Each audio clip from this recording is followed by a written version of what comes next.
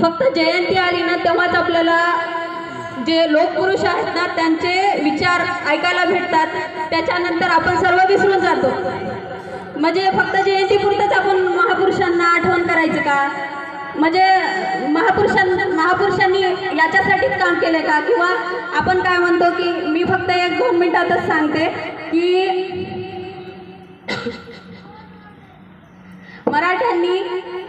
मराठ्यांनी वाहून नेलं जिजाऊंच्या शिवरायांना, मराठ्यांनी वाहून नेलं जिजाऊंच्या शिवरायांना, दलितांनी बांधून ठेवलं रमाईच्या भीमांना, दलितांनी बांधून ठेवलं रमाईच्या भीमांना।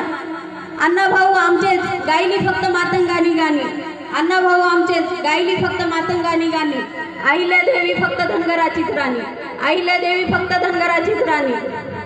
ज्योतिबा फुलेंना न्यायला गोळा झाले सर्व माळी, ज्योतिबा फुलेंना न्यायला गोळा झाले सर्व माळी, आणि इथंच झाली महापुरुषांच्या विचारांची होळी, इथेच झाली महापुरुषांच्या विचारांची होळी।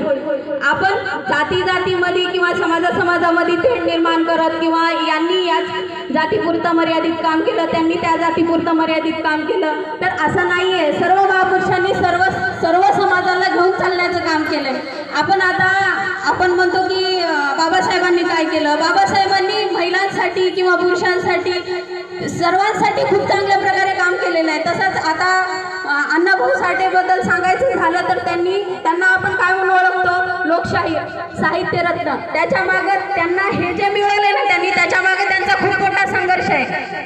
ते लहान होते तेव्हा त्यांना शाळेमध्ये ॲडमिशन दिलं तेव्हा त्यांना शाळेच्या बाहेर बसवलं गेलं तेव्हा ते तिथून शाळेतून निघून येताना त्या शिक्षकांना बोलले की तुम्ही मला आज शाळेच्या बाहेर काढता तर मी एक दिवस इतका मोठा होईल की तुम्ही माझ्याबद्दल वाचन करसाल, तुम्ही माझ्याबद्दल